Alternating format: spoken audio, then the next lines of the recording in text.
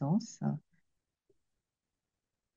Et donc, nous avons souhaité réunir quelques contributeurs de la revue pour revenir sur un certain nombre de thèmes qu'ils ont pu soumettre et nous interroger effectivement sur l'état peut-être du Japon, de la société japonaise, du Japon dans son environnement régional et international et évidemment sa relation aux États-Unis, puisque beaucoup de pays d'ailleurs dans le monde, et pas uniquement le Japon, se posent des questions sur la relation aux États-Unis en ce moment, que ce soit sous un angle économique, politique, diplomatique. Donc nous avons avec nous donc euh, euh, Sachio Kanzaki, mais qui parle de Montréal, où il est tôt. Merci, merci d'être avec nous.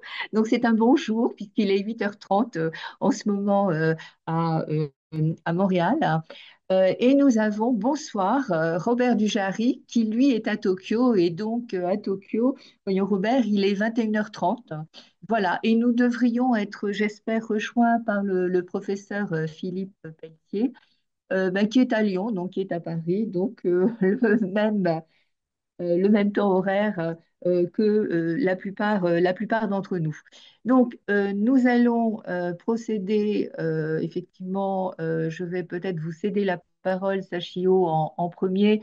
Peut-être que le professeur Pelletier nous aura rejoint entre-temps. Autrement, Robert, je t'inviterai à intervenir. Chacun, je vous demanderai de vous limiter à plus d'une dizaine de minutes, de façon à ce que la période de questions et réponses puisse prendre place et que nous écoutions eh bien, nos auditeurs. Et je les invite d'ailleurs dès maintenant à poser leurs questions dans la boîte questions et réponses prévue à cet effet. Alors, je vais me permettre de vous présenter brièvement l'un et l'autre. Donc, Sachio Kanzaki, vous êtes professeur à l'Université du Québec, donc on a compris à Montréal, et vos domaines d'expertise sont l'interculturalisme et le multiculturalisme. Vous êtes donc professeur de langue japonaise, hein, et vous avez de nombreuses publications qu'on peut suivre très facilement en langue française, un peu moins facilement en langue japonaise peut-être pour la plupart de nos auditeurs. Mais vous avez beaucoup publié sur la société japonaise. Et d'ailleurs, vous nous livrez un tableau de ce modèle japonais qui est assez contrasté dans ses dimensions sociales, dans ses dimensions politiques et économiques. Robert Dujary, donc franco-américain, donc établi à Tokyo. Et d'ailleurs, on aurait peut-être tendance à dire un peu japonais, puisque Robert, tu es quand même établi depuis 2004, si je ne me trompe pas, donc à Tokyo, pour observer non seulement le Japon, mais toute la région. Et c'est une région riche en événements, quand on a comme voisin la Chine, la Corée du Nord. La Russie, on a beaucoup de choses à analyser quand on se retrouve donc à Tokyo. Et alors, autre élément intéressant, Robert, je me permets quand même dans ta bibliographie de dire que tu es diplômé d'Harvard et donc à la pointe de la contestation avec Columbia contre une contestation assez frontale entre donc la plupart des centres de recherche, les universités et la nouvelle administration américaine. Et d'ailleurs, je dirais même plus personnellement Donald Trump, puisqu'en fait, il s'exprime assez personnellement et il semble en avoir fait une affaire personnelle. Et donc, Robert, nous connaissons très bien et je pense que le public français a l'habitude de lire tes publications, puisque tu publies évidemment très largement en français que ce soit des articles d'analyse de caractère général ou des billets d'humeur que l'on peut lire dans le Japan Times, mais aussi dans Le Monde. Voilà, donc j'invite nos auditeurs à te googliser. Ils verront en fin de compte tout un ensemble d'intervention de ta part, et notamment dans le cadre quand même de tes responsabilités professionnelles de codirection de l'Institut des études asiatiques contemporaines, donc qui fait partie donc de l'Université Temple, avec de très très nombreuses conférences très régulièrement organisées. Je me demande si tu n'en as pas une ou si tu n'en as pas eu déjà une dans la journée, puisqu'il me semble avoir vu des annonces pour le 15 avril. Enfin, donc, Robert, tu es extrêmement prolixe et tu nous as livré dans la dernière édition de la RIS ben, une réflexion sur la relation entre le Japon et les États-Unis au sein d'une alliance qui est quand même apparemment en ébullition, mais où les deux partenaires quand même soulignent, et ils le font d'ailleurs depuis des années, l'importance, l'aspect crucial de cette relation pour l'un comme pour l'autre, ce qui n'a pas empêché donc Donald Trump d'asséner des droits de douane assez forts, assez lourds à Tokyo, au Japon, ben, comme aux voisins sud-coréens, qui est aussi un partenaire extrêmement important. Je vais vous céder tout de suite la parole en vous rappelant peut-être un délai d'une dizaine de minutes pour vos interventions. Il me semble que le professeur Pelletier ne nous a pas encore rejoint. Bah, il le fera peut-être en cours de route.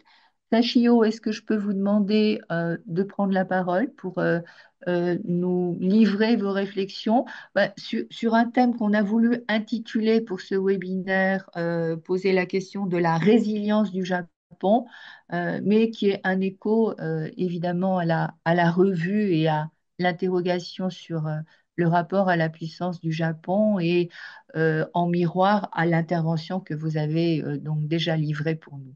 Je vous cède la parole pour un peu plus d'une dizaine de minutes, Sachio. Merci beaucoup, Marianne, pour l'invitation. Je vais commencer à partager mes diapos.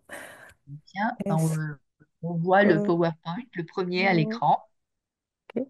Est-ce que Voilà, et ça on va voit bien? le OK. titre qui est affiché. Tout va bien. Ok, tout va bien. OK.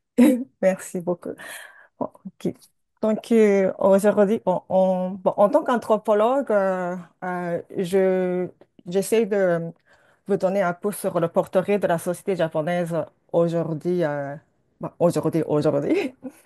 Euh, et surtout, récemment, je pense plus que pour la notion de Showa, l'ère Showa, parce que dans un vocabulaire de la nouvelle génération, on parle beaucoup le concept Showa, ça c'est très typique de Showa, etc. Et à partir de là, j'ai starté ma réflexion. Bon, euh, et il y a quelques jours, l'exposition universelle 2025 à Osaka a ouvert. Toutefois, la faible affluence des premiers jours semble refléter les difficultés actuelles du Japon à envisager son futur avec clarté. Autrefois, au sommet de l'économie mondiale, le Japon voit aujourd'hui son statut décliner, dépassé en 2023 par l'Allemagne en termes de PIB nominal. Ce recul, autrefois un choc, est aujourd'hui accueilli avec résignation. Si la dépréciation du yen et l'inflation sont souvent citées, la question persiste. Pourquoi le Japon accepte-t-il son déclin avec autant de calme? C'est autour de cette interrogation que s'articule ma réflexion dans l'article.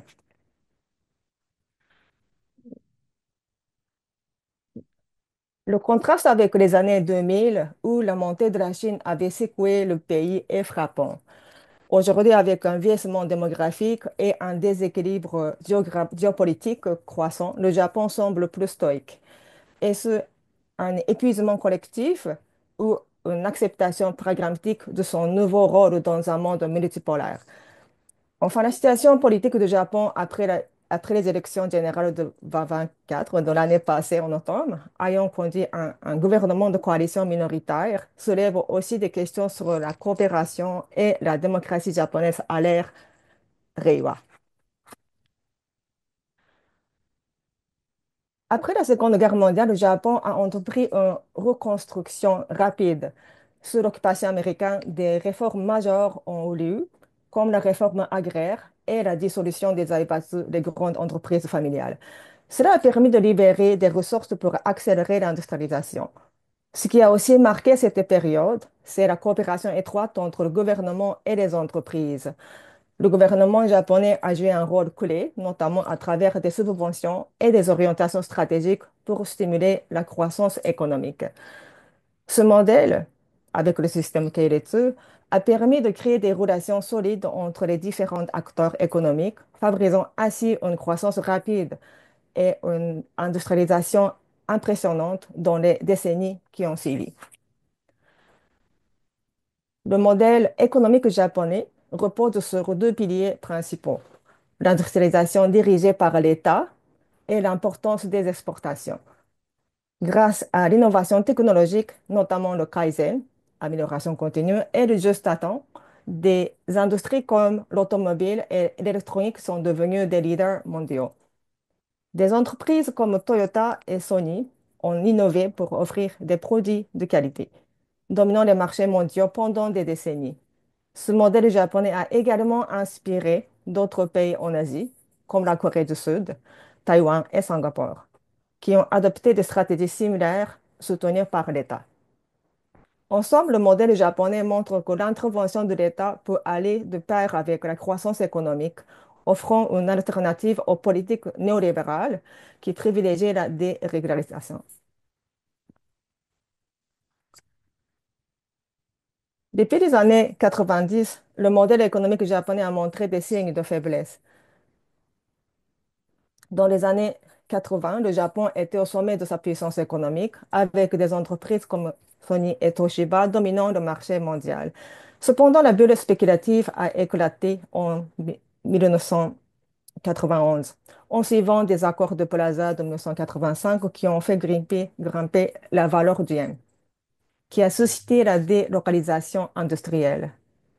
Cela a entraîné une récession prolongée, connue sous le nom de décennie perdue, marquée par une croissance faible et une crise financière. La délocalisation industrielle a mené à une désindustrialisation, particulièrement dans des secteurs clés comme l'électronique.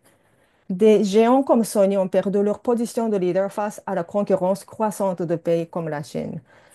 Ces événements ont mis en évidence les limites du modèle japonais qui, bien qu'efficace pendant la période de croissance rapide, a montré ses faiblesses face aux défis économiques mondiaux et à l'évolution technologique. Donc, les décennies perdues deviennent décennies avec S, perdues avec S. Alors, pendant longtemps, la stabilité démocratique du Japon s'appuyait sur la Constitution de 1947. Le pays a mené était considéré comme un modèle de démocratisation réussi après la guerre. Mais aujourd'hui, ce modèle montre des signes d'essoufflement. La domination presque continue du Parti libéral-démocrate a entraîné une certaine stagnation politique. L'opposition reste faible, les mouvements sociaux sont peu visibles et la bureaucratie centrale rigide et peu réactive freine l'innovation. Quant au populisme, il existe aussi au Japon, mais il prend une forme particulière. Il reste fortement lié à une vision libérale de l'économie, ce qui le distingue des tendances observées en Occident. Cela peut nous donner un aperçu des spécificités de la société japonaise contemporaine. Depuis les années 90, le Japon traverse une longue période de stagnation économique, souvent donc appelée des décennies perdues. La dette publique dépasse désormais 250% du PIB, même si elle est majoritairement détenue par des créanciers japonais, ce qui limite les risques extérieurs et le pèse lourdement sur les finances publiques. Cette situation trouve ses origines dans les années 60, lorsque le Japon lançait de grands plans de croissance, comme le développement du revenu national sous Ikeda ou les premières émissions d'obligations déficitaires sous Sato. Ces politiques ont permis à l'État de financer massivement les infrastructures tout en soutenant la croissance. Mais avec le vieillissement démographique, les dépenses sociales, notamment les pensions et les soins médicaux, ont explosé. En 2012, les Abenomics ont tenté de relancer l'économie à travers une combinaison de politiques monétaires, budgétaires et structurelles Pourtant, malgré quelques effets positifs à court terme, la dette a continué à augmenter. Et les problèmes de fond, comme le déclin démographique ou le manque de réforme du marché du travail, restent largement non résolus. Le modèle de bien-être japonais, imaginé à la fin des années 70, reposait sur deux piliers, la famille et l'entreprise. Selon le manuel de formation de PLD de 1979, les modèles européens étaient jugés trop coûteux et une alternative japonaise était proposée, centrée sur le rôle des familles et des entreprises. L'idée était que la famille solide et l'entreprise stable assureraient la stabilité économique, avec le recul de l'âge de la retraite et l'emploi à vie comme solution aux problèmes de vieillissement. L'idée était que les enfants prendraient en charge leurs parents âgés, tandis que les grands-parents s'occuperaient des petits-enfants, souvent assumés par les femmes. Mais avec l'évolution de structures familiales et l'entrée des femmes sur le marché du travail, ce modèle est devenu obsolète. L'État n'a réagi que tardivement en instaurant l'assurance des soins de longue durée en 2000, bien après que le taux de fécondité soit tombé sous le seuil de remplacement des générations, dès 1974. Le Japon fait face à une discordance démographique majeure. La population diminue, la natalité reste faible et la pénurie de main-d'œuvre s'aggrave. Pour y répondre, une loi contre la baisse de la natalité a été adoptée en 2003, mais cette politique s'inscrit dans un contexte social difficile. Les jeunes adultes, portant au centre de ces enjeux, sont souvent confrontés à des troubles financiers et psychologiques. Le suicide reste la première cause de mortalité chez les moins de 40 ans et les enfants et adolescents sont eux aussi de plus en plus touchés. Malgré la baisse de la population, Tokyo continue d'attirer les jeunes, vidant les autres régions. En parallèle, le taux de la pauvreté relatif au Japon persiste. Elle touche 15,4% de la population et plus de 11% des enfants. Les familles monoparentales, notamment les mères célibataires occupant des emplois précaires, sont les plus exposées. Depuis le deuxième cabinet Abe, le gouvernement japonais promeut fièrement l'idée d'une société où toutes les femmes brillent. Dans cette optique, le Gender Equality Bureau organise depuis 2014 un prix au nom très prometteur, le prix des entreprises pionnières où les femmes brillent. Ce prix récompense les entreprises qui se distinguent par leur effort pour promouvoir les femmes à des postes à responsabilité, notamment au sein du personnel et de l'encadrement, comme illustre cette photo. Mais lorsqu'on regarde les dirigeants récompensés, on remarque qu'ils sont presque tous des hommes. Donc, 2019, bon, tout homme, 2020, une seule femme. Donc, on pourrait donc se demander pour que les femmes brillent au Japon, faut-il qu'un homme allume la lumière? Ces dernières années, le taux d'emploi des femmes a augmenté, passant de 62,4% en 2013 à 71,3% en 2021. Mais cette progression repose largement sur des emplois précaires, postes à temps partiel ou non réguliers, souvent euh, donc, donc combinés à une double ou triple charge de travail, enfants et tâches ménagères. Ce modèle est renforcé par un système fiscal et de pension qui encourage les femmes à ne pas dépasser un certain seuil de revenus, environ, je me rappelle pas l'euro, le taux de change de l'euro, mais à peu près 10 000 dollars, pour conserver des avantages. Ce système, toujours en débat en 2024, l'année passée, vise davantage à fournir une main-d'œuvre bon marché qu'à soutenir l'autonomie des femmes.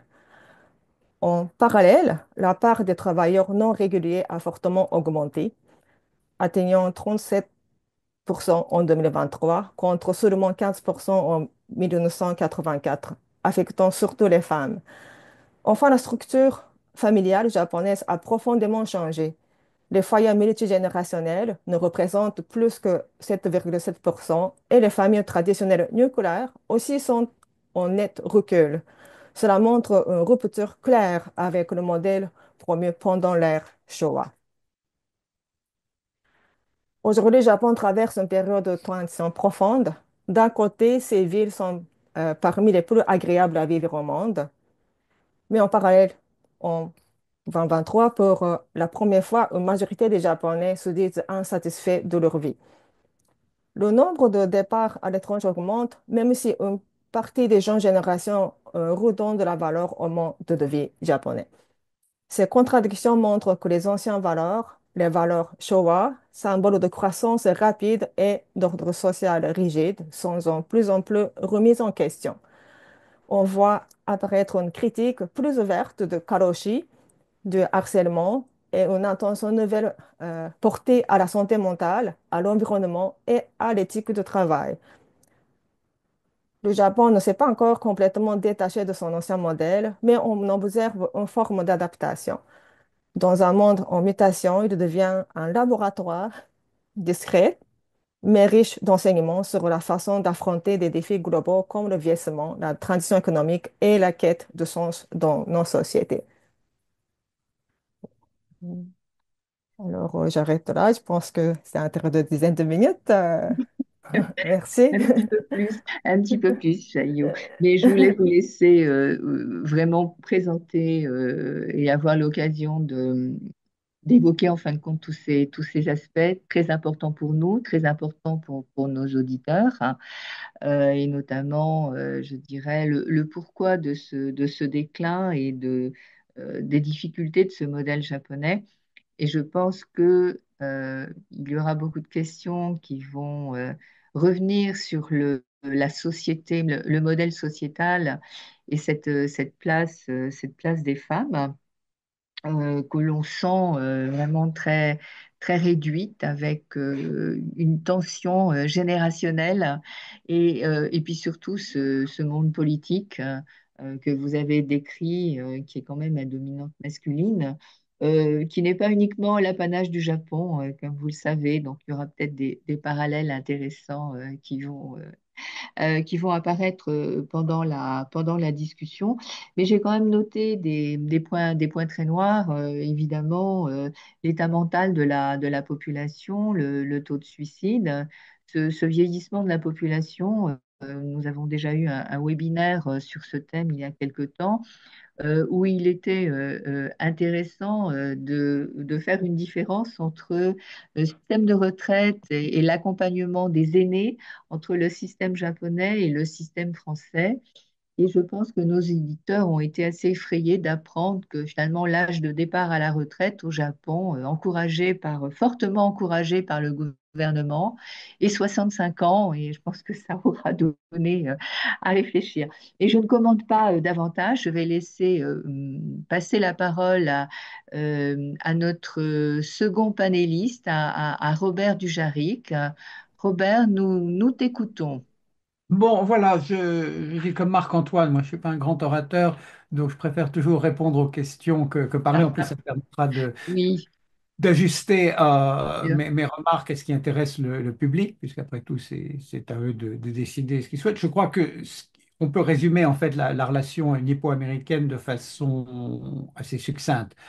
Euh, bon, elle commence évidemment au milieu du 19e siècle, quand les États-Unis et d'autres pays européens, la Russie, forcent le Japon, entre guillemets, à s'ouvrir.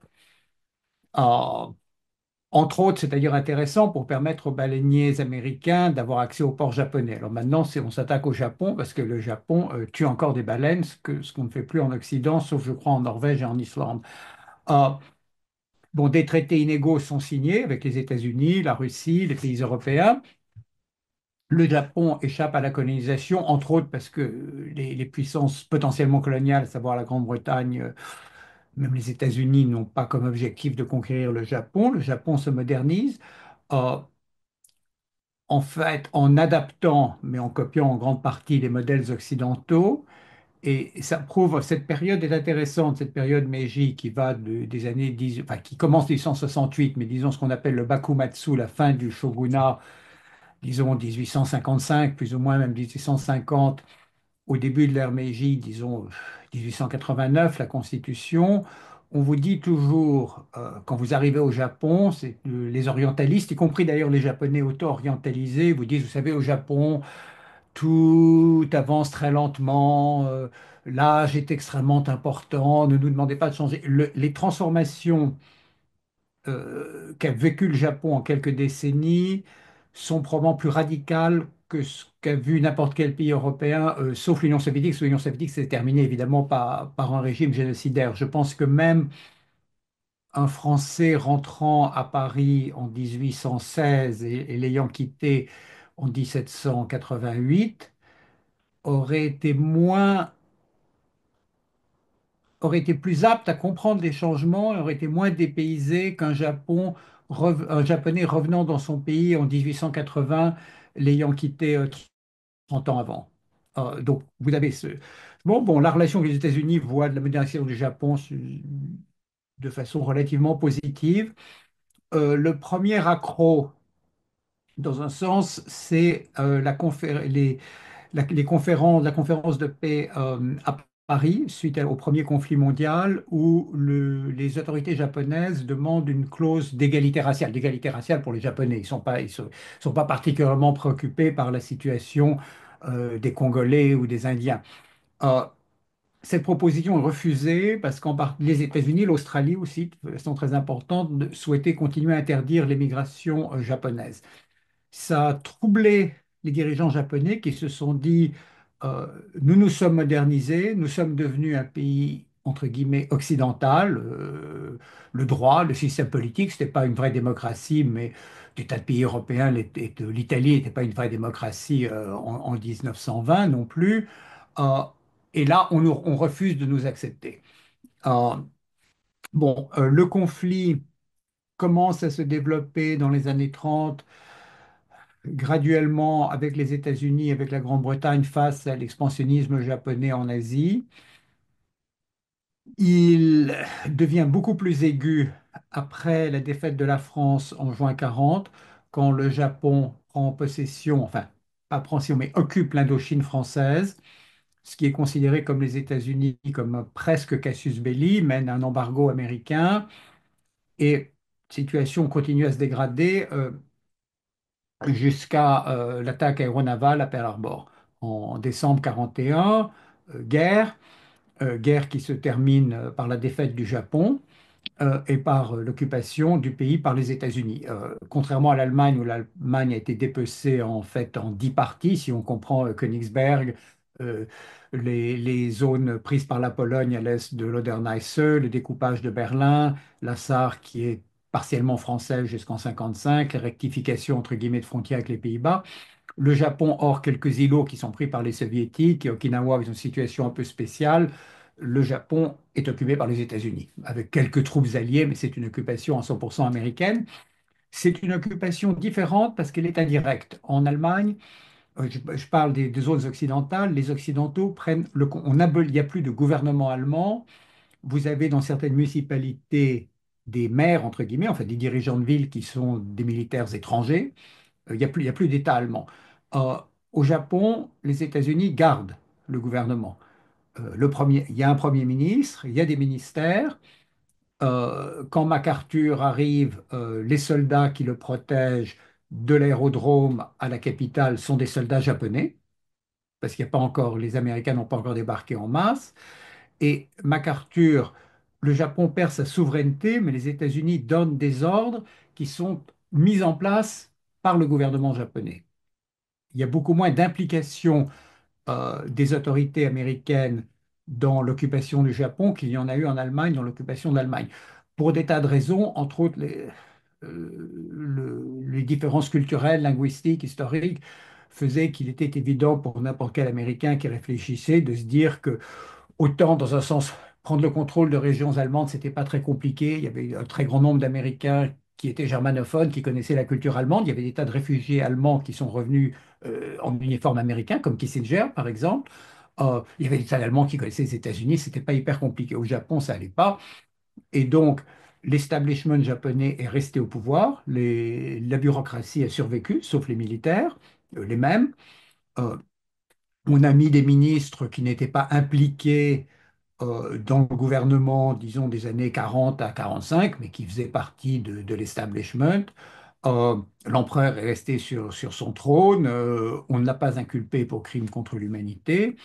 Euh, et puis bon, finalement, les États-Unis ont réécrit une constitution basée en partie sur des propositions de libéraux japonais et ont, dans un sens, résolu le problème qui avait causé le déclin du Japon, le déclin politique, à savoir la prise du pouvoir graduelle par les militaires, l'absence de gouvernement libéral. Ils ont créé une constitution de type Westminster avec un parlement qui nomme un premier ministre, un empereur qui est un symbole de l'État, mais qui n'a plus de qui n'avait pas d'ailleurs avant même de pouvoir exécutif, mais qui avait une influence. Enfin, il y avait la cour, l'empereur, la cour, l'empereur, tout ça est éliminé du système politique. On met au pouvoir, avec le soutien des États-Unis, des hommes qui parfois, comme pour utiliser une expression victorienne, avaient un passé. Euh, Kishi avait passé quelques années dans une prison. Il aurait pu être inculpé comme criminel de guerre. Il a été libéré avec l'argent de la CIA. Il est devenu un homme politique très important. Il avait été ministre des munitions pendant la guerre. Son homologue était Albert Speer en Allemagne. Albert Speer a passé 20 ans en prison à Spandau. Kishi est devenu Premier ministre, a été reçu par Eisenhower. Je me suis toujours dit que si Speer avait, je ne sais pas il devait avoir accès aux journaux, a dû quand même se demander si l'avocat de Kishi n'était pas meilleur que celui qu'il avait eu. Euh, bon, donc tout ça, donc le Japon devient une démocratie libérale, conservatrice, alliée aux États-Unis, dans un rapport inégal, accepté, dans le sens même voulu par l'establishment japonais, qui est le Japon fait d'un effort militaire respectable mais assez modeste. Les États-Unis sont à la tête de cette alliance qui défend le Japon contre la menace soviétique, plus tard la menace chinoise. Ça sert les intérêts des deux parties. Pour les États-Unis, ça leur donne des bases. Ça permet à l'empire informel que les États-Unis ont créé d'être une puissance globale. Ça donne aussi aux États-Unis quand même la possibilité sur certains dossiers de faire plier le Japon. Et les Japonais l'acceptent parce que bon, l'alternative, ce serait de dépenser beaucoup plus pour leurs dépenses, leur défense, ce qu'ils auraient pu faire, mais dans le sens comme les Européens ont finalement fait le même choix sur l'OTAN, y compris même la France sous De Gaulle, de dire voilà, bah, il y a des limites à l'effort qu'on peut faire. Bon, on est dépendant des États-Unis, mais finalement, ça a des avantages et ça marche assez bien pour nous. Donc, c'est un système qui a continué qui crée des tensions des deux côtés. Les Japonais ne sont pas contents parce que de temps en temps, les États-Unis imposent leurs lois, leur volonté. Les Américains se disent les Japonais pourraient penser plus, ils pourraient être proactifs, ils pourraient faire plus pour l'Alliance. C'est des tensions inévitables, mais qui n'ont jamais empêché le système de fonctionner. Alors maintenant, la question qui se pose pour le Japon, c'est est-ce que l'administration Trump comprend ce concept? Le concept américain qui est celui de tous les présidents, démocrates ou républicains, et que les États-Unis ont un empire informel qui paye un peu plus pour leur défense, mais que ça leur donne une puissance et que ça donne aussi une efficacité supérieure aux alliances, parce que ce qui fait la puissance d'une alliance, c'est d'avoir un partenaire qui est en fait le décideur principal. Si on se pose la question de savoir pourquoi il a fallu, je crois, 6 ou 7 coalitions pour éliminer Napoléon, il y a 3 réponses. La première, c'est que la France était le premier pays à faire sa révolution militaire, c'est-à-dire à mobiliser toute la population, la lever en masse. Donc ça a donné à la France une capacité militaire que n'avaient pas les autres pays européens. La deuxième, c'est le génie militaire de Napoléon. Mais la troisième, c'est qu'il était face à une coalition d'égaux. Parce que la Grande-Bretagne avait plus d'argent, mais une armée plus petite. La Russie avait un immense territoire, mais était sous-développée. L'Autriche était au centre, des pays dont l'armée n'était pas la meilleure, du moins pendant pas mal de temps. La Prusse avait une très bonne réputation militaire, mais petite, a été éliminée par Napoléon avant de rejoindre la coalition anti-Napoléon. Et donc, il a fallu longtemps pour se mettre d'accord. D'ailleurs, c'est qu'on attribue au maréchal Foch, une fois nommé commandant en chef des forces alliées en 18, cette remarque où il a dit, maintenant que je dirige une coalition, j'ai beaucoup moins de respect pour Napoléon. Sous-entendu, quand une coalition est faible, elle est désorganisée, mais c'est mieux que l'alternative. D'ailleurs, en fin de compte, les Alliés ont gagné en 18. Donc maintenant, la question est de savoir, est-ce que l'administration Trump croit à ce système? Ce qu'on a vu en Europe, c'est que c'est visiblement pas le cas. Au Japon, en Asie, ils disent oui, qu'ils veulent se préparer un conflit avec la Chine, que l'Asie est très importante, mais quand on voit j'ose pas dire les mesures économiques parce qu'elles changent tous les jours de l'administration Trump, c'est contraire aux intérêts du Japon, c'est contraire à la création d'une coalition efficace contre la Chine, et c'est avant tout contraire aux intérêts économiques des États-Unis. Sans puissance économique, il n'y a pas de puissance militaire. Deuxièmement, on peut quand même se poser des questions sur la qualité des hommes et des femmes qui ont été nommés par Trump. On a vu entre autres quand même que le patron de la National Security Agency a été limogé après qu'une influenceuse d'extrême droite qui pense que la CIA est responsable du 11 septembre soit allée se plaindre à Trump de ce général 5 étoiles. La chef d'état-major de la marine a été limogée. Son crime, c'est que c'est une femme.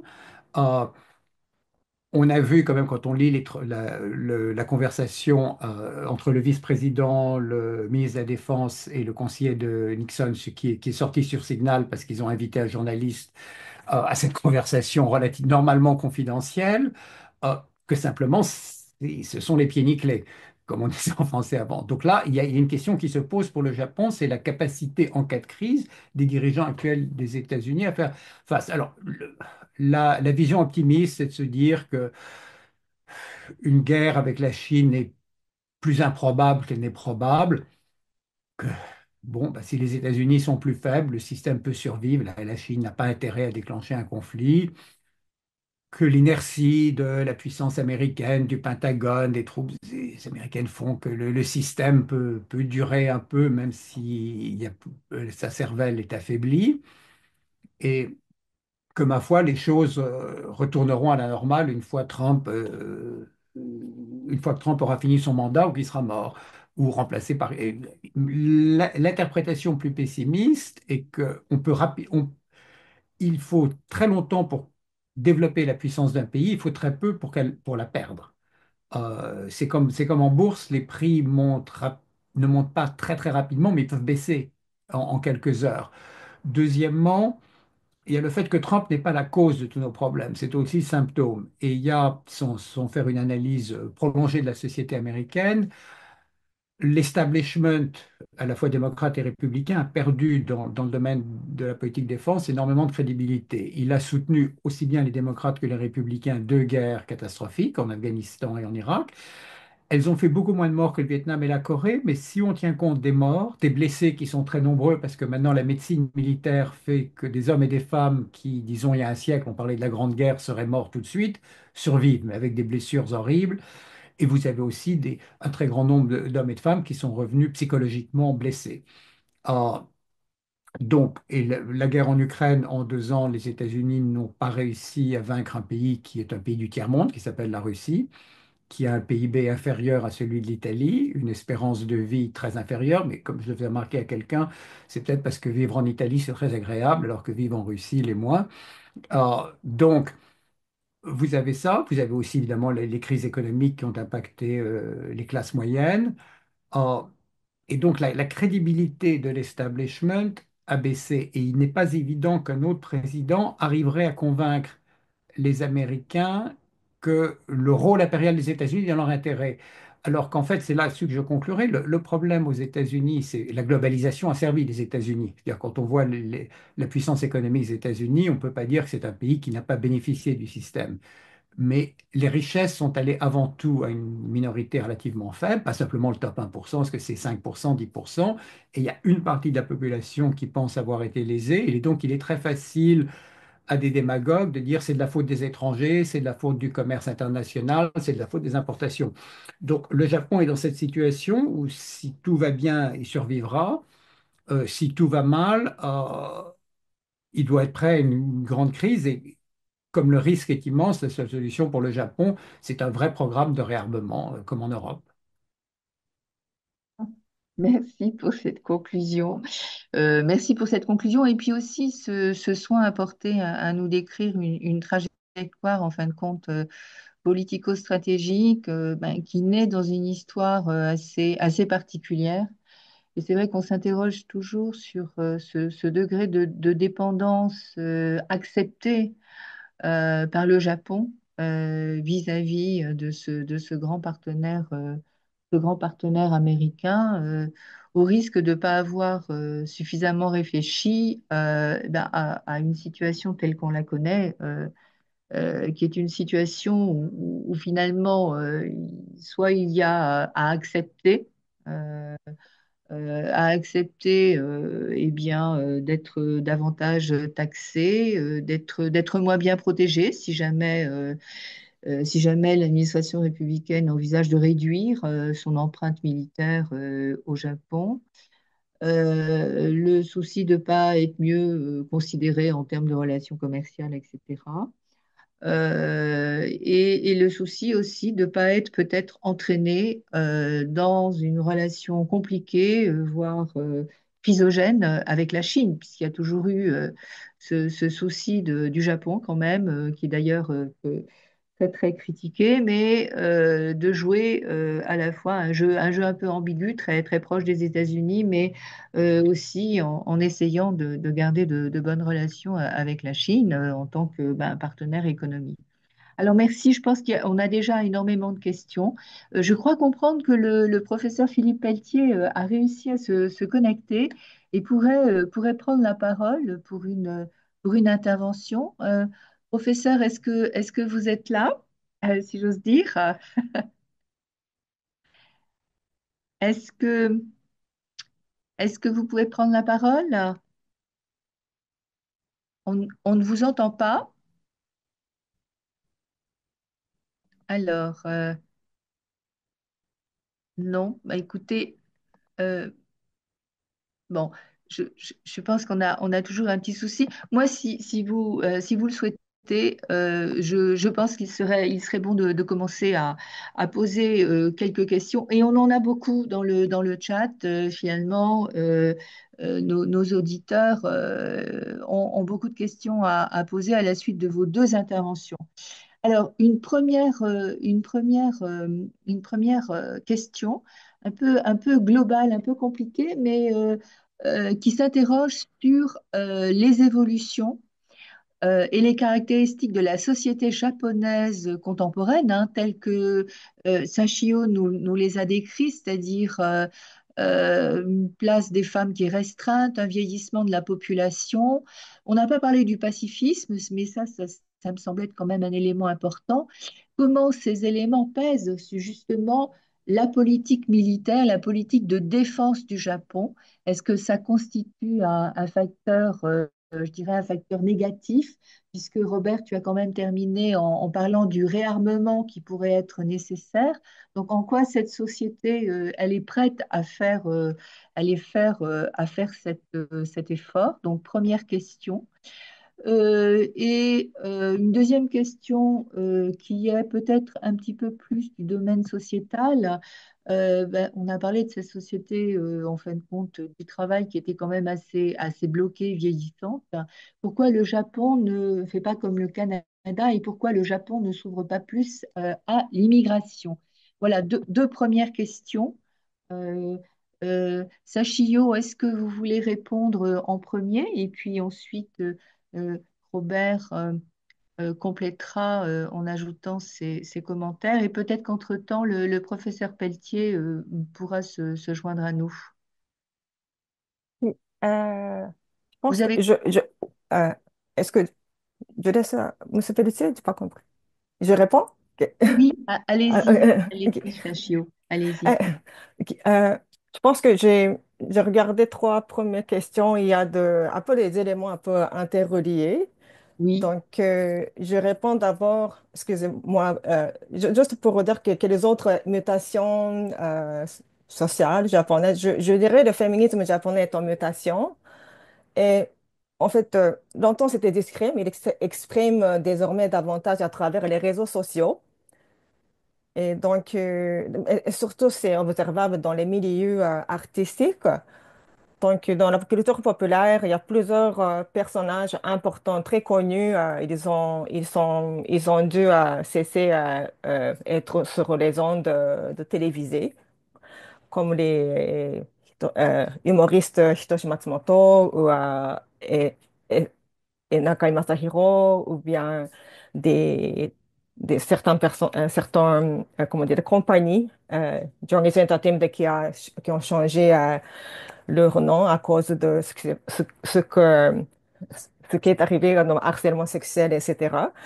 Et par rapport à aussi, euh, ok, donc ça c'est une chose. Donc même si ce n'est pas vraiment observable euh, au niveau politique, il y a clairement des changements au niveau de la culture populaire, très observable. Et par rapport à la baisse, comment ça affecte au ni- euh, baisse démographique pour le militaire. Oui, Donc, sur l'esprit de défense et sur la c'est possibilité ça. d'avoir une armée C'est efficace. ça. Euh, le, par rapport à l'immigration, pourquoi le Japon s'ouvre plus à l'immigration? Parce que, en général, la société japonaise, il veut garder l'homogénéité sociale. Donc, il n'est pas très ouvert à l'immigration. Et donc, leur immigration est basée sur le sang. Donc, ça va avec leur nationalisme et patriotisme qu'on va amorcer dans le militaire. Donc, démographie, baisse démographique affecte très, très mal pour l'armée au niveau de recrutement. Que l'année passée, je pense que il voulait, l'armée de défense, il établit le chiffre de recrutement chaque année, mais ils ont pu recruter seulement 50% de chiffres visés. Donc, la baisse de population, de jeune génération qui peut être recrutée est en baisse. Donc, ça va avec cette baisse. Alors que c'est sûr que à cause de cette idée de garder la harmonie sociale par l'homogénéité, ça freine le recrutement des soldats étrangers, évidemment, dans le cas de organisations militaires de Japon. Donc, ce n'est pas l'option d'aller chercher comment dire, bon, soldats issus de l'immigration dans le cas du Japon. Et par rapport aussi, quand il y a le chiffre de baisse de taux de recrutement a été annoncé, on a analysé pourquoi c'est la baisse. En plus de la baisse de taux de natalité, il y avait il y a des contestations par certaines femmes qui étaient dans la défense, qu'ils ont subi l'harcèlement. Ça, c'était très, très médiatisé. Donc, la réputation de l'armée aussi était affectée dans cette situation-là. Donc, la baisse de taux de natalité, la mutation sociale affecte en effet l'organisation militaire de Japon. Eh bien, Et, oui, oui, on pensait bien de toute façon que, eh bien, une armée, c'est le reflet de la société. Si la société vieillit, euh, s'il n'y a pas, je dirais, de motivation liée je dirais, au statut social du militaire au sein de la société, si de plus, eh bien, les militaires ne sont pas mieux considérés ni mieux payés, alors c'est vrai que à ce moment-là, il est quand même difficile d'avoir une armée professionnelle et de recruter à un bon niveau, en dépit finalement d'un outil militaire où on met très en avant le haut niveau technique du Japon, sa marine en particulier, qui est quand même la plus active. pour défendre le territoire. Donc on comprend bien ça. Et j'ai quand même noté, vous l'avez mentionné, Sachio, une tentative de féminisation des forces armées. Ben, sans doute parce il y a à la fois une crise de motivation, une crise de recrutement et peut-être un souci d'intégrer davantage les femmes au sein d'une entité qui est censée représenter la nation. Alors, il y a un point que je vais me tourner vers Robert pour le... Nous avons beaucoup de questions de nature stratégique. Robert, nous n'avons pas abordé la question du pacifisme et la réalité du pacifisme japonais face à cette politique de réarmement, face notamment à des discussions autour du nucléaire et de la possibilité finalement que les élites politiques, en désespoir de cause, se tournent vers le nucléaire. Et donc ça rejoint un petit peu la vitalité du courant pacifisme et la question de cet article 9 et de sa pertinence quant à la reconnaissance du rôle des forces armées. Qu'est-ce que tu peux nous dire de tout cela? Alors, je crois dire, je remarque sur l'immigration, le Japon est très ouvert en fait à l'immigration.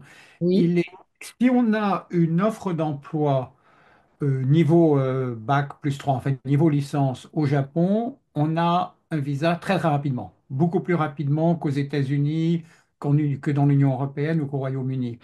Or, là où il y a des limites, c'est simplement que la plupart des emplois, pas tous au Japon, nécessitent une maîtrise de la langue et de la culture japonaise. Donc, si on prend oui, l'autre pays au large de l'Eurasie, le Royaume-Uni, au Royaume, il y a des centaines de millions de personnes qui non seulement sont anglophones en dehors du Royaume-Uni, mais qui connaissent la culture européenne, qui peuvent être fonctionnelles à Londres ou à Édimbourg. Ce n'est pas le cas au Japon. Mais ceci dit, je vois ça avec nos étudiants, dès qu'ils ont une offre d'emploi, ils ont un visa.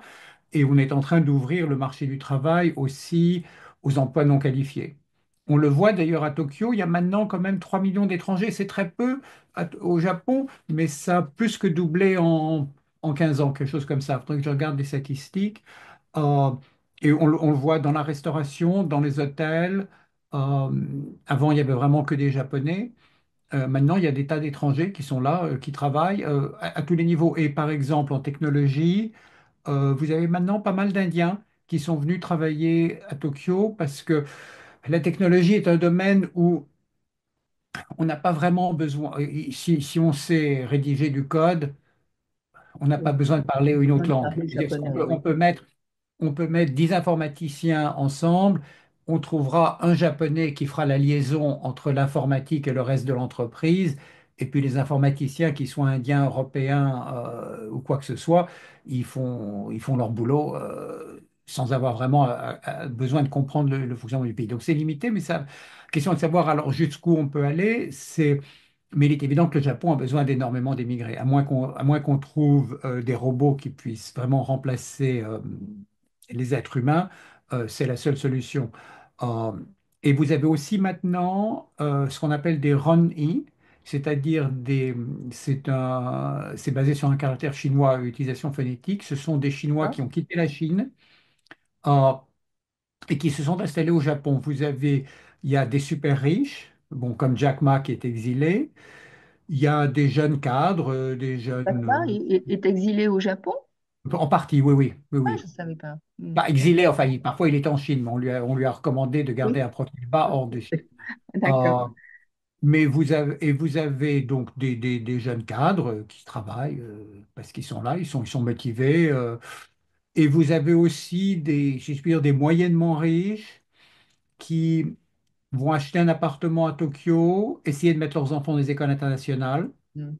Beaucoup de Chinois maintenant dans les écoles anglophones à Tokyo. Il y a même une liste d'attente parce que certaines écoles veulent garder un certain équilibre entre les différents groupes linguistiques et nationaux, en partie à cause des parents, parce qu'un parent chinois qui va payer 20 000 euros pour que son enfant soit à l'école britannique, il n'a pas envie qu'il y ait que des Chinois. Sinon, non, mais sinon, en sens, ils ont qu'à rester à Shanghai. Ce qu'il veut, c'est que ses enfants soient avec des non-chinois. Donc, Et vous avez dans l'immobilier, vous avez, je regardais là par exemple, j'étais dans la station de métro à Azaboudjouban, il y avait ce qui était normal de la pub pour un agent immobilier en anglais, c'est un quartier où il y a beaucoup d'expatriés occidentaux, il y avait marqué nous parlons anglais et chinois. Hmm. Ça, c'est nouveau. Donc il y a une nouvelle communauté chinoise, c'est une bonne chose pour le Japon. Euh, alors le nucléaire, on m'aurait posé ces questions il y a un an ou deux, j'aurais dit que le nucléaire, c'était comme le monstre du Loch Ness. Euh, C'est-à-dire le monstre du Loch Ness, de temps en temps, on prétend qu'on l'a vu, et puis on envoie des scientifiques qui disent que, ma foi, il y a rien, on n'en reparle plus, et puis tout d'un coup, ça revient.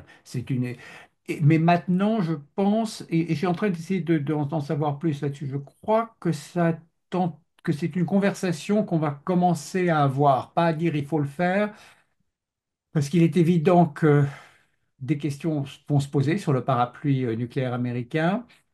Constitutionnellement, ça n'est pas interdit. Ça, il n'y a aucun doute. Le Premier ministre Sato l'a déclaré dans les années 60. De toute façon, constitutionnellement, les forces d'autodéfense ne sont pas vraiment compatibles avec l'article 9. Donc, à partir du moment où on a déclaré qu'elles l'étaient, il n'y a pas de limite. La question est de savoir comment on passe le stade entre le moment où il est su qu'on a décidé d'acquérir une arme nucléaire et le stade où on a une force de dissuasion crédible. Entre ces deux, on est un peu vulnérable parce qu'on est perçu comme quelqu'un qui est déjà en train de se nucléariser, qui ne l'est pas. Euh, il y a aussi, je pense, ce qui est le plus important, c'est l'impact en ce qui concerne la relation avec la Corée, mais la Corée est sans aucun doute en train de se poser ces questions. La Corée du Sud, la Corée du Nord, c'est fait. Je parlais une fois à un Japonais, un membre de l'establishment, pas un agité, entre guillemets, qui avait comme idée de développer une force de dissuasion avec la Corée. Qu'elle soit c'est pas une force conjointe, mais que le développement des armes se fasse ensemble, ça économiserait de l'argent et du temps, et puis après, chacun aurait sa force de dissuasion comme les programmes d'armement. Il y a parfois des pays qui, ensemble, ont un programme d'aviation, par exemple, et puis chacun intègre ses avions dans son armée de l'air. Je pense qu'il faudra un peu de temps, mais je parlais à un journaliste spécialiste des questions de défense qui me disait qu'il connaissait un haut fonctionnaire du ministère de la Défense qui disait qu'il fallait peut-être y penser. Donc je pense que c'est pas la seule question à se poser, mais ça doit faire partie. Si, si on a de grands doutes sur la crédibilité de la défense américaine, il faut se poser cette question. Et l'exemple un, c'est l'Ukraine. Je pense que tout le monde se dit maintenant que si l'Ukraine... Alors l'Ukraine, en fait, n'a pas abandonné ses armes nucléaires parce qu'il y avait des ogives nucléaires sur le territoire ukrainien, mais il n'y avait pas vraiment de force de dissuasion sous contrôle ukrainien. Mais peut-être que si l'Ukraine avait dit il n'aurait pas pu le faire parce que les pays occidentaux étaient contre, mais il avait dit, voilà, nous avons des ogives sur notre terrain, nous avons des scientifiques, il y a des centrales nucléaires, nous sommes un pays développé, nous avons une industrie d'armement, nous allons développer une force de frappe. On peut très bien imaginer qu'en 30 ans, ils aient eu une force crédible pour dissuader la Russie. Donc je pense que tout le monde pense à ça.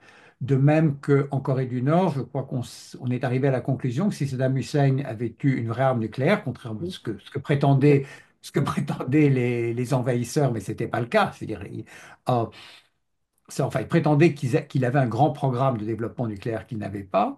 Euh, donc, c'est une discussion, à mon avis, évidente qu'il faut avoir. C'est une discussion qui se pose en Europe, en Allemagne, en Pologne. En Pologne, on en parle ouvertement. Alors, c'est plus facile en Pologne parce que la Pologne, un peu comme la Corée du Sud, est un pays où il y a une histoire d'avoir été occupé, colonisé, qui a le sentiment d'avoir été victime de l'histoire et qui donc considère naturel dans le sens de se défendre avec tous les moyens possibles et imaginaires. Le Japon est dans une autre logique, un peu comme l'Allemagne, mais c'est pas. Si dans 5 ans le Japon a une force de frappe, je ne serais pas particulièrement étonné. Enfin, je serais un peu étonné, mais pas énormément.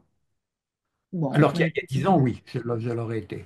très bien, parce qu'on s'interroge toujours hein, sur bah, la résistance de la société et à cette identité de soft power du Japon qui tient quand même à cette image de pays pacifiste, qui a une constitution pacifiste et qui, au regard de ce fameux article 9 que finalement tout le monde connaît, eh bien, renonce à la force dans les relations internationales, sauf à l'autodéfense, d'où ce mantra des cercles dirigeants japonais, politico-militaires. Voilà, nous sommes dans une posture défensive. Voilà, nous achetons nous allons fabriquer des tomahawks, mais voilà, c'est toujours pour nous défendre, etc. Bon, je pense que c'est un débat, effectivement, c'est un débat qui ressurgira au fur et à mesure. Je pense que peut-être que Shigeru Ishiba a peut-être d'autres impératifs en ce moment et qu'il ne va pas se risquer au regard de sa popularité, de la difficulté de la relation avec les États-Unis à se lancer dans des débats aussi compliqués. Et peut-être d'ailleurs que sa réponse consistera à peut-être essayer d'établir des relations stables avec la Chine, tout simplement, parce qu'on le sait, il y a au sein de l'établissement japonais toujours ce sentiment que on peut trouver un accommodement avec la Chine. Bon, le grand voisin historique qui sera là, qui sera toujours là, peut-être contrairement aux États-Unis. Mais j'aimerais poser une question à Sachio. J'ai regroupé un certain nombre de questions qui sont liées à l'environnement et donc à l'intérêt ou pas du Japon pour les questions écologiques, pour la défense de l'environnement et qui recouvre une troisième question d'un auditeur sur ce rapport très particulier qu'a le Japon à la nature. Est-ce que ce rapport à la nature, qui est quand même assez unique, qui est philosophique et très spirituel, il est toujours très très présent dans la société japonaise, mais on a l'impression qu'il ne se traduit pas par beaucoup d'intérêt et d'activisme dans les questions environnementales. Alors, qu'est-ce que vous en pensez, Sachio?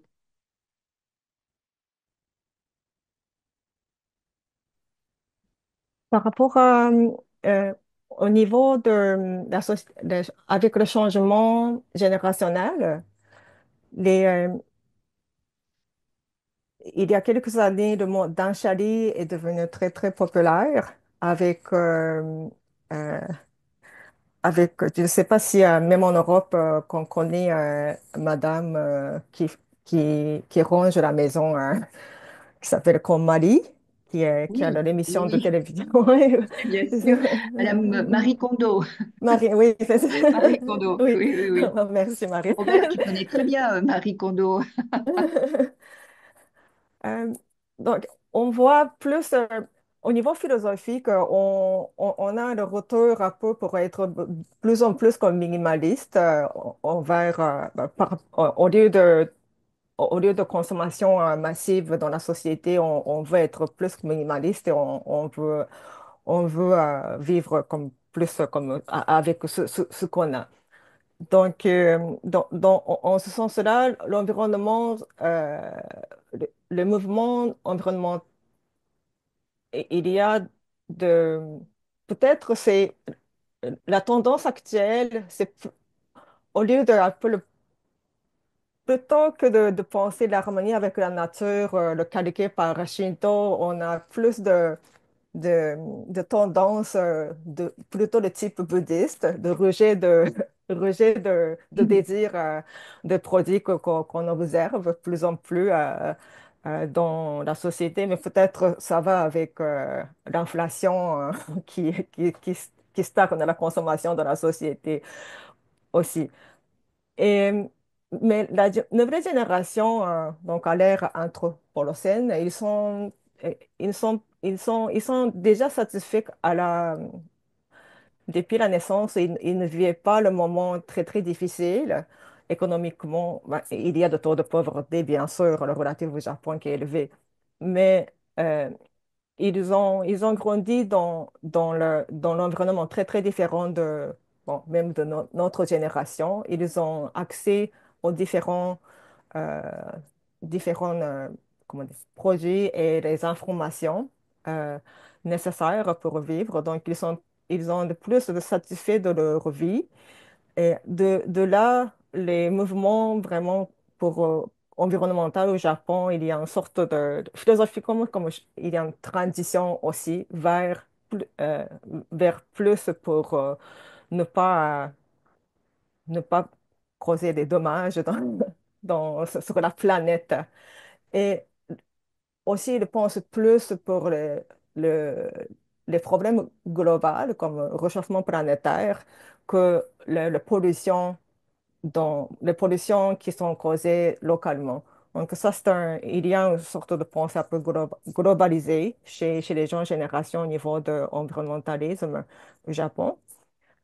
C'est sûr il y a aussi parmi les générations plus âgées, il y a de retour sur la pensée, mettons la demande récente de Kokomi auprès de Ishiba, la demande de démarrage de centrales nucléaires, Oui, bi- oui, bien, bien que, bien que la société ne sont pas, ils n'ont pas oublié ce qui s'est passé en 2011, le triple désastre à Fukushima, alors que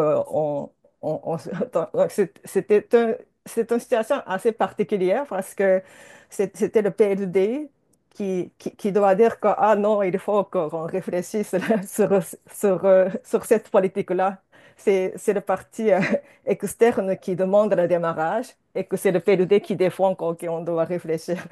Il ne pouvait pas dire oui tout de suite, même si ça l'arrange. Donc, ça démontre qu'il y a une sorte de changement dans le dynamique par rapport à cet enjeu-là.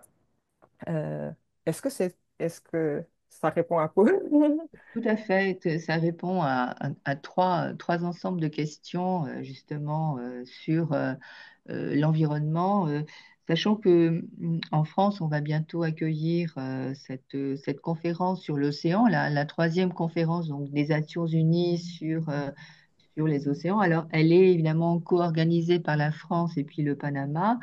Mais le Japon a été très, très, très actif aussi dans l'organisation et dans le financement d'un certain nombre d'événements liés à la tenue de cette conférence. Donc, bon, même si on parle régulièrement du Japon pour de mauvaises raisons concernant la protection de certaines espèces de mammifères marins, notamment le non-respect du moratoire sur la chasse à la baleine, il réussit quand même à garder une certaine crédibilité en matière de lutte contre le changement climatique et une certaine sensibilité aux questions de sécurité environnementale.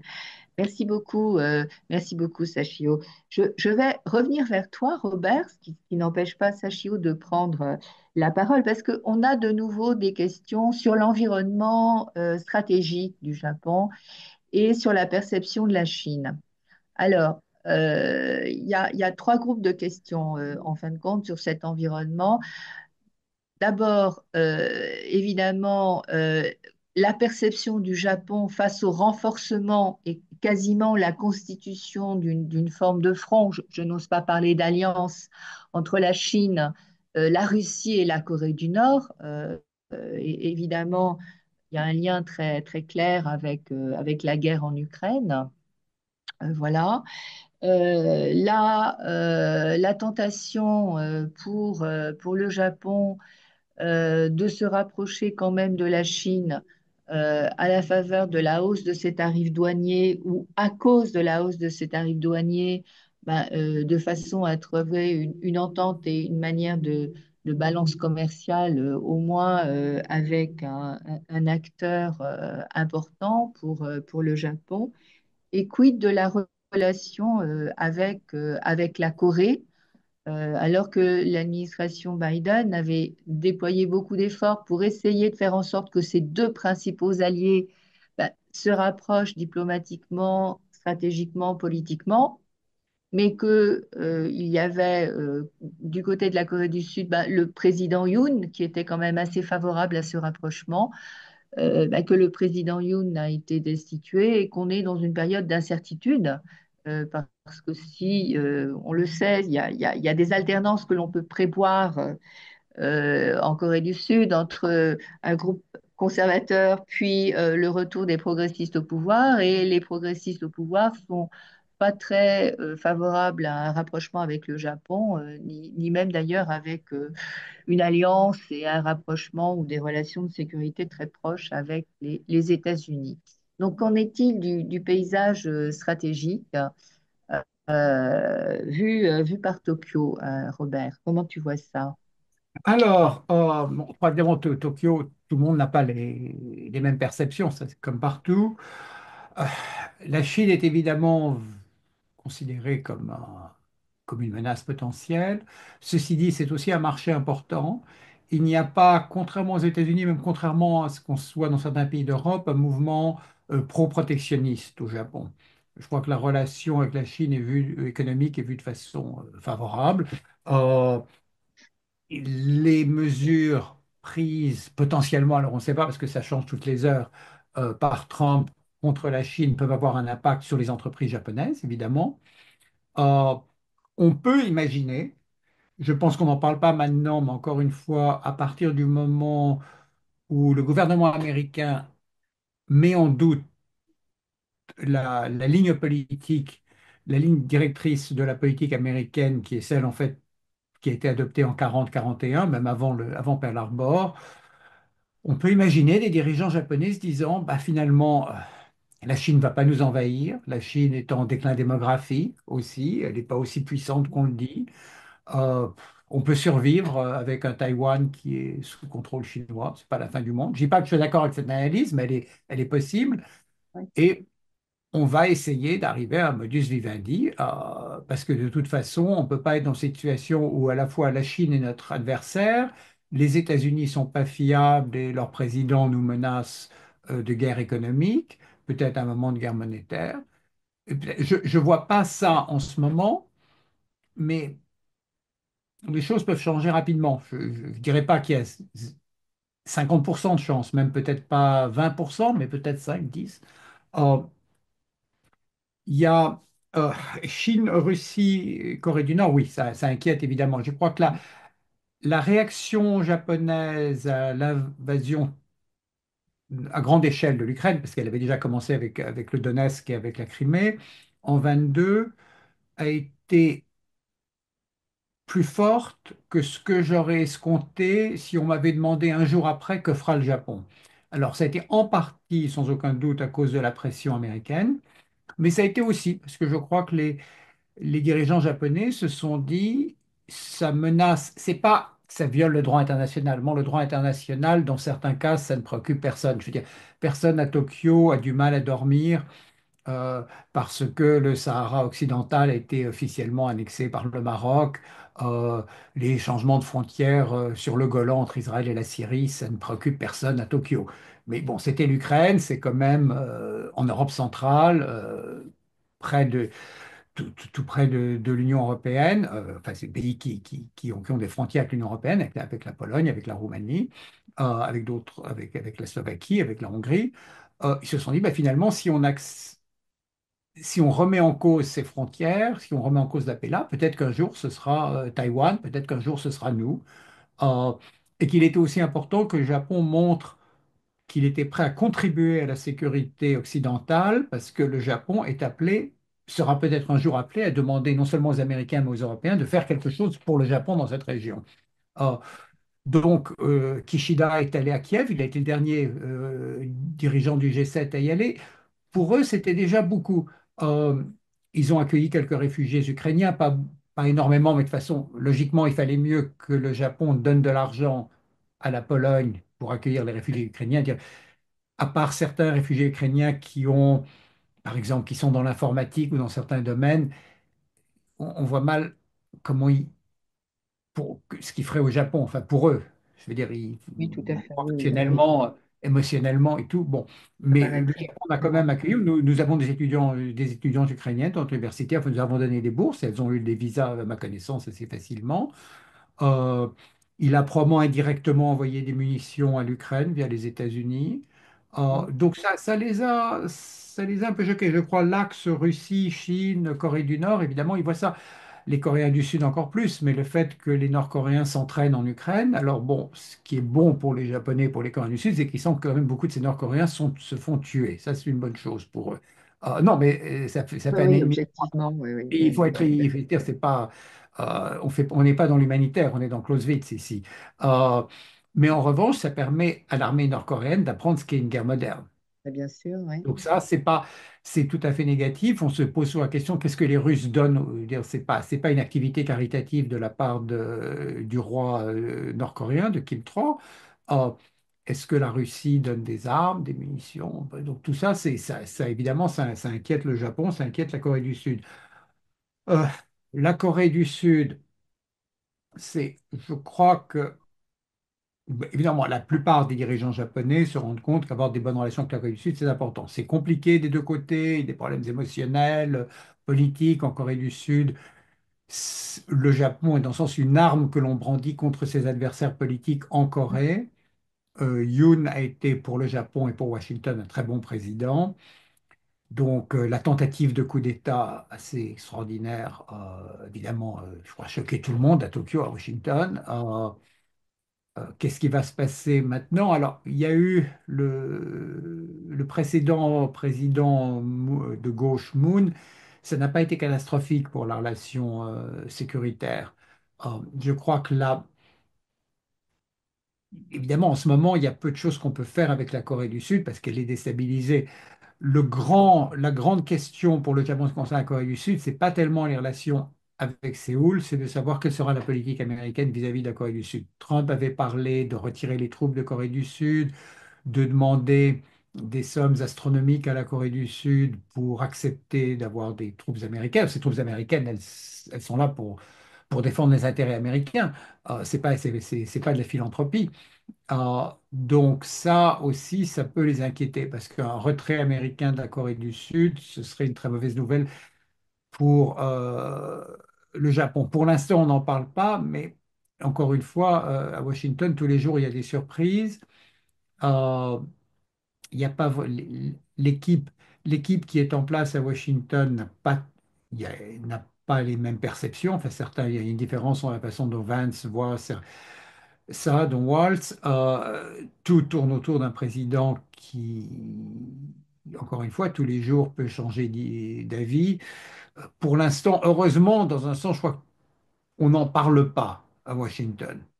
Mais c'est une relation. Enfin, les stratèges japonais, évidemment, considèrent qu'il est très important d'avoir cette relation. Et les États-Unis ont fait beaucoup sous Biden pour essayer de renforcer les liens trilatéraux.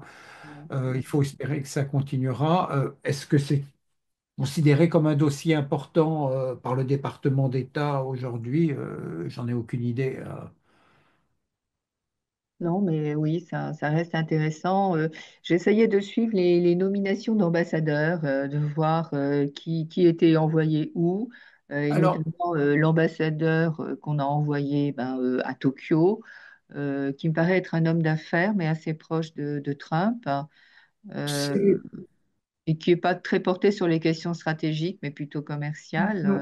Alors, il faut dire qu'aux États-Unis, ça sous tous les gouvernements, les ambassades s'achètent comme on achetait des chars de l'ancien régime. Non, mais c'est D'accord. vrai, si on a donné, alors le prix varie. Je pense que l'ambassade la plus chère, c'est probablement Londres, parce que On n'est pas Paris, je suis très déçue. non, parce que les Américains comme les Français adorent la monarchie parce ils se sont tous les deux révoltés contre des rois et maintenant ils regrettent de ne pas en avoir. Et donc l'aspect mondain qu'offre la monarchie britannique dépasse. Mais ça, si la France avait encore un roi à une cour à Versailles, oui, effectivement, Paris serait l'ambassade la plus demandée. Mais Paris, c'est assez cher. Donc, il y a de l'argent. Parfois, c'est pour récompenser des hommes politiques ou des femmes politiques qui ont perdu les élections. Parfois, c'est quelqu'un de compétent. Parfois, c'est un ami du président. Il y a tout. Les Japonais y accordent une grande importance parce que leur analyse est que, quel que soit le gouvernement à Washington, l'ambassadeur du Japon n'a pas accès à la Maison-Blanche. C'est vrai. L'ambassadeur du Japon à Washington, son interlocuteur, c'est le directeur Asie au département d'État. C'est pas un décideur. Il peut peut-être voir le président une fois ou deux, mais il est pas dans le premier cercle, il est même pas dans le deuxième cercle, pas par anti-japonisme, mais simplement parce que le président, le ministre de la Défense, le secrétaire d'État, ils ont beaucoup de dossiers urgents à gérer et un ambassadeur n'est pas à ce niveau. Il y a quelques exceptions pour certains pays. Donc, leur rêve, c'est un ambassadeur américain. L'ambassadeur aux États-Unis à Tokyo, lui, a accès au Premier ministre japonais. Parce que le Premier ministre, si l'ambassadeur aux États-Unis dit je veux voir et le Premier ministre souhaite le voir, il est content. C'est-à-dire, Oui, ils veulent oui. un ambassadeur Encore une fois, qui très aille, différent. Mm. aille voir le président, aille voir le Premier ministre à Tokyo, et après puisse soulever son téléphone une fois rentré à l'ambassade et téléphoner au président et lui dire, écoute, ça c'est très important. Donc leur rêve, c'est quelqu'un qui est axé à la Maison-Blanche. Est-ce que c'est le cas? Ça dépend. Il y en a qui ont probablement été plus proches de la Maison-Blanche que d'autres. Est-ce que c'est essentiel? J'en suis pas certain. Mais les Japonais, les Européens savent très bien qu'il y a des ambassades sont achetées. Et il y a eu, je sais pas, par exemple, je crois l'ambassadrice sous Trump I à Paris, c'était une femme dont, je crois, le grand succès avait été épouser un milliardaire et d'avoir divorcé. Ah, Madame Ah, Harriman? non, non, non, non, Pamela Harriman, c'était mieux. Pamela Harriman, elle avait épousé le fils de Churchill, elle était la Ah veuve de oui, Harriman. oui, ah oui, oui, oui, bien sûr, oui, oui, C'était une pardon. femme qui elle-même avait une connaissance de ses politiques. C'était sous Trump 1, elle avait épousé un milliardaire, elle s'en était assez bien sortie. Bon, mais ça n'a aucun impact négatif ou positif sur la relation avec la France. Je veux Mm. dire, il y a un numéro 2 de l'ambassade, il y a des liens entre Paris et Washington, donc le système peut fonctionner. Je pense que comme les Japonais sont quand même, beaucoup moins de Japonais connaissent et comprennent les États-Unis que d'Européens, pour des raisons évidentes. Il y a beaucoup moins de Japonais aux États-Unis. Il y a des tas d'Européens. Si on regarde par exemple en France en économie, Duflo, prix Nobel, elle est franco-américaine. Piketty a été professeur au MIT. Il y a des tas de Français qui font le lien. Il y a peu de Japonais, donc ils connaissent un peu moins les États-Unis, ils ont moins de liens avec les États-Unis, donc avoir un ambassadeur qui compte pour eux, c'est peut-être un peu plus important. Alors, par exemple, les Britanniques aussi savent très bien qu'il y a d'autres façons de joindre les dirigeants américains. Bon, très bien, merci, merci Robert. C'est une petite question en passant, mais qui s'interrogeait un petit peu sur les réseaux formels, informels et la façon d'avoir un contact peut-être direct avec le président Trump sur l'état de la relation qui est quand même importante, en tout cas vu de Tokyo. Je vais terminer peut-être, il nous reste quelques minutes, par une question que je vais adresser à tous les deux. Je me retourne vers Sachio. Et c'est une question sur Osaka, puisque en fait, c'est quand même un événement de portée internationale. Il va y avoir beaucoup de visiteurs qui sont attendus. Ça peut être un triomphe pour le soft power japonais et sur la capacité du Japon, mais justement à ne pas se laisser rattraper par cette image qui devient dominante de pays avec ce déclin démographique, cette vieillesse annoncée, cette place très discutable faite aux femmes. Le film Black Box Diary a quand même été diffusé de façon très large. Sa productrice, la journaliste, est venue le présenter en France assez récemment. Donc une image qui présente beaucoup d'aspects négatifs, une classe politique qui verse aussi dans le populisme et ce qui fait la différence pendant longtemps pour beaucoup du soft power japonais, c'est la capacité à innover. Et donc je pense que c'est ce que souhaite ou ce que mettra en valeur euh, Osaka avec ce rêve de la société du futur. Donc, Sachio, quels peuvent être pour vous les enseignements ou les attentes et que veut prouver le Japon avec l'exposition universelle d'Osaka? Et je laisserai aussi, évidemment, Robert revenir. Et je vous donne chacun 2 minutes, pas plus. 2 minutes.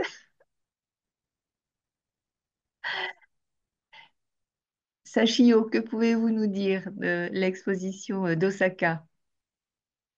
Exposition universelle à Osaka, bon, 2 minutes, c'est, euh, je, il faut vraiment distinguer l'expo Osaka 70 et Ah 2025. oui, oui, oui. Demi-siècle. il y a 50 ans, c'était vraiment Expo, c'était universel, mais Exposition universelle est destinée plus pour les spectateurs japonais, selon moi. Alors que, ben, évidemment, au niveau de chiffres, ce sont les populations japonaises qui ont visité le plus le site. Et c'était à l'époque où les populations japonaises ne pouvaient pas se permettre de voyager à travers le monde, alors que le monde se rassemble au Japon. Donc, c'est une occasion inédite pour cette génération-là. Aujourd'hui, après toute la globalisation qui est arrivée et toute la place d'exposition universelle à Osaka, il est effectivement ouvert plus au monde que sur la population japonaise. Et le cible spectateur, ce n'est pas la population. Comment dire, Exposition universelle ne cible pas montrer le futur auprès de la population japonaise. Aujourd'hui, c'est plutôt on montre le Japon de futur à cette occasion-là auprès de spectateurs qui viennent de l'extérieur. Donc, il y a déjà une sorte de changement de conceptualisation de cette exposition universelle.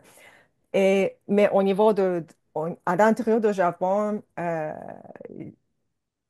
après l'ouverture, la population, cette génération qui ont visité l'Expo 70, bon, ce sont des populations bon, plus âgées. Ils ne sont pas, ils sont nés à l'époque où il n'y avait pas d'Internet et tout. Donc, j'ai entendu beaucoup de problèmes. Ils veulent aller, mais ils n'arrivent pas à s'inscrire à Expo ID, quoi, qu'ils ont imposé tout au début. Oui, Donc, oui. il y a un problème technologique pour s'adapter à la population vieillissante. Donc, c'est un peu ironique au niveau d'organisation. Mais ils s'adaptent.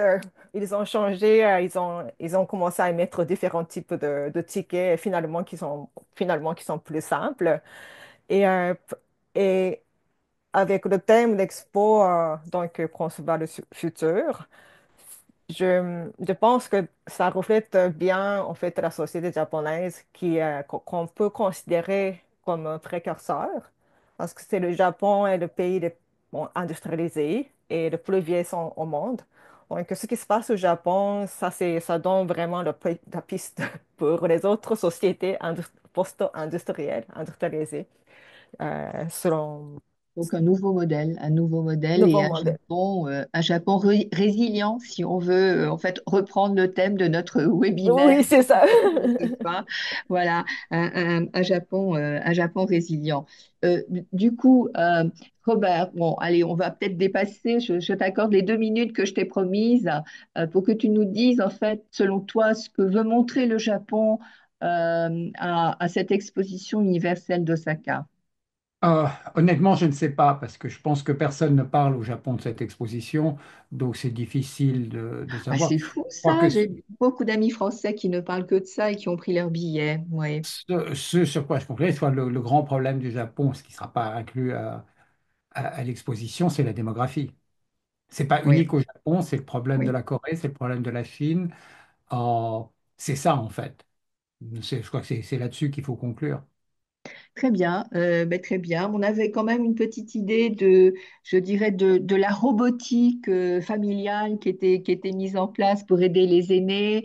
Et on a un petit peu d'attente, je crois, sur ce côté un peu spectaculaire de la maîtrise du Japon dans certaines technologies et notamment les objets connectés du quotidien.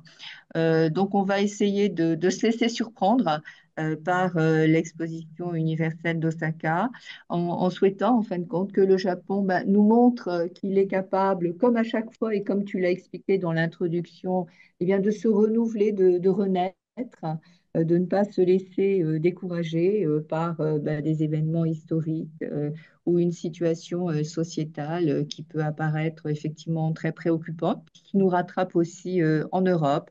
Donc, on espère effectivement que Osaka va nous livrer l'image d'un Japon résilient, puisque ça reste quand même un modèle de soft power qui est toujours très, très suivi, fascinant, et donc il a toujours un message à délivrer au monde.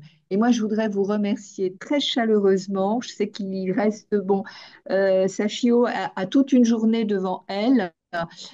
Toi, Robert, je sais que tu es un peu insomniaque, donc tu auras peut-être un bout de la nuit que tu voudras continuer à explorer tout seul. En tout cas, merci d'avoir passé cette soirée avec nous et Ah, merci à toi. bonne journée au Québec et bonne nuit donc à Tokyo. Voilà. Merci mille fois. Merci. Merci à nos Merci. auditeurs et je rappelle que eh bien, cet entretien sera bientôt consultable sur le site de l'IRIS euh, si nos auditeurs veulent le revoir ou ceux qui n'auront pas eu l'occasion de se connecter. Et sans doute pour Monsieur Philippe Pelletier, donc je regrette qu'il n'a pas pu se connecter et nous rejoindre. Voilà, merci encore à tous et au revoir.